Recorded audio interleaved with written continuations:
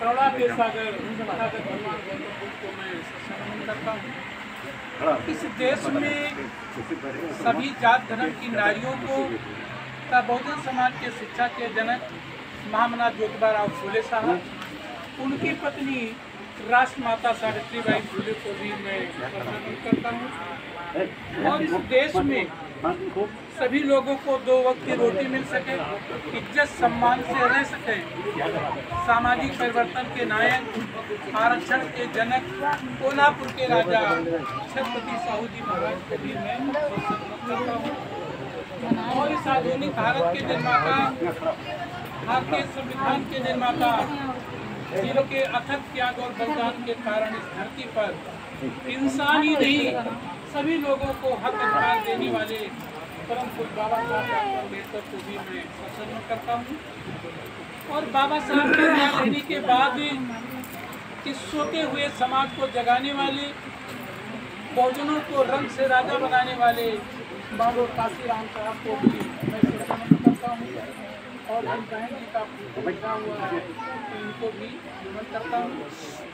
आज बड़े संस्कार के इस शुभ अवसर पर इस कार्यक्रम में सहभाग कर रहे सभी भाइयों, बहनी, प्यारे बच्चों, मैं सभी लोगों को बड़े संस्कार की बधाई देता हूँ। और मैं उन लोगों को भी बधाई देता हूँ जिन्होंने बच्ची के जन्म के अवसर पर ऐसे कार्य का खुशियाँ मनाने का काम किया है। निश्चित रूप से वो बधाई के पात्र हैं। साथियों, शुरू से इस देश में एक संदेश दिया जाता है कि लड़की पैदा होना लोग बुरा मानते हैं और लड़का पैदा होना लोग शुभ मानते हैं। लेकिन साथियों, महसूस करो कि अगर इस धरती पर जिस दिन लड़की नहीं रहेगी, क्या पुरुष पैदा होंगे? कोई भी नहीं पैदा होगा। अगर सबको पैदा अगर इस धरती पर होना है तो बिना माँ के कोई पैदा हो ही नहीं सकता है। लेकिन दुख तो इस बात की है कि माँ भी लड़की से नफरत करती है। माँ भी बेटे को तो कॉन्वेंट में पढ़ाती है और लड़की कहती है दूसरे घरे चले जिनका प्राइमरी स्कूल में भेज दो। ये भेदभाव हमें नहीं, क्योंकि लड़की के साथ जो भेदभाव करती है वो माँ ही ज्यादा करती है। लेकिन ये जान लो कि जब बुढ़ापा आता है तो भले बहू बेटा पानी ना दें, लेकिन अगर बेटी सुनती कि अम्मा पापा बीमार है तो वो जरूर से अपना जो भी व्यवस्था उसके पास है वो जाने का काम करती है। तो फिर जब लड़की ज़्यादा काम करती है तो फिर लड़की और लड़का के बीच में कोई भेदभाव, जितना खुशी हम लड़का के समय मनाते हैं उससे बेहतर खुशी हमें लड़की के जन्म पर मनाना चाहिए, क्योंकि वो जननी है। और बिना इस धरती पर जिसका भी कुछ अस्तित्व है वो औरत के द्वारा ही।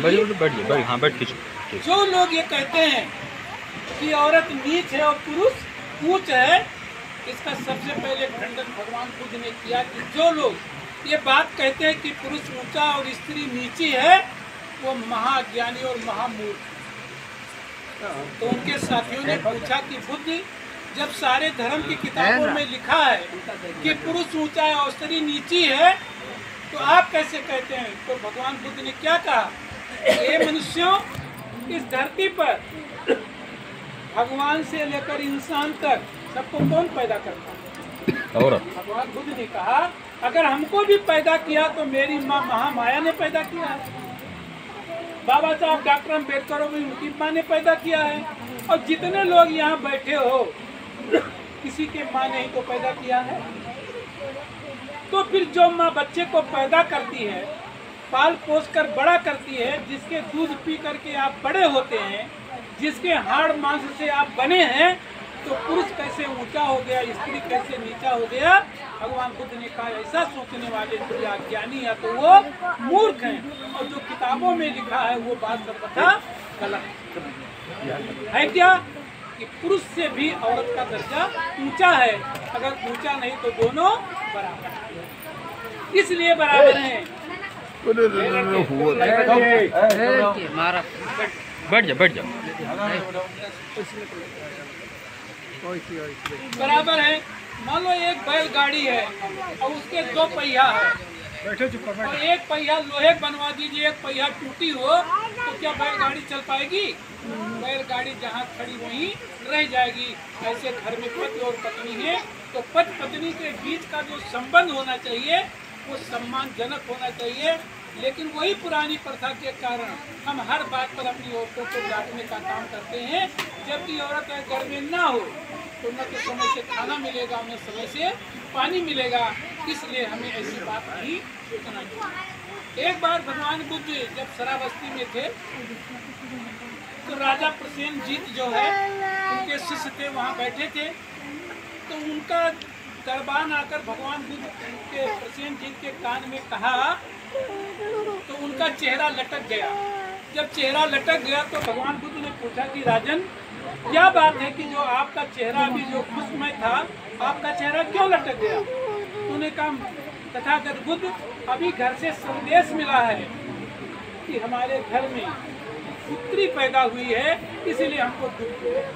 तो भगवान बुद्ध ने कहा, राजन, दुख होने की बात नहीं है। जिस पुत्री के लिए तुम शोक करते हो सकता है उस पुत्री किसी बड़े राजा के घर में जाए और उस घर में ऐसे बच्चे को जन्म दे दे जो पूरे विश्व पर राज कर सके। तो तुम्हें खुश मनाना चाहिए कि पुत्री जो है पुत्र से भी बढ़कर होती है। ये हमारे समाज में जो मिथ्या है, गलत प्रचार है, वो हमें अपने अंदर से खत्म कर देना है। दूसरी बात साथियों, मैं उनके परिवार को, उनके माता पिता को और आयोजन लोगों को धन्यवाद देता हूँ कि ऐसा आयोजन करके उन्होंने संदेश दिया है कि बेटी बेटा में कोई फर्क नहीं है, दोनों एक ही तरह से पैदा होते हैं। ऐसा नहीं कि बेटी ऊपर से गिरी है और लड़का दूसरे रास्ते से पैदा हुआ है, सबके पैदा होने का तौर तरीका एक। अब साथियों रही बात अभी माननीय मास्टर साहब ने जो अपनी बात शुरू किया तो कबीर साहब के पास से शुरू किया। कबीर साहब क्यों उन्होंने शुरू किया? क्योंकि इस आधुनिक भारत में हमारा जो समाज है वो सत्य को सत्य के रूप में नहीं जानता। हमें क्या करना चाहिए और क्या नहीं करना चाहिए, क्या सही है और क्या गलत है, यही फर्क हम नहीं जानते हैं। तो अगर जब तक हम इस फर्क को नहीं जान पाएंगे तब तक हमारा कल्याण नहीं हो सकता। चाहे जितना भी प्रयास कर लो, लेकिन अगर आप सही रास्ते पर नहीं चलोगे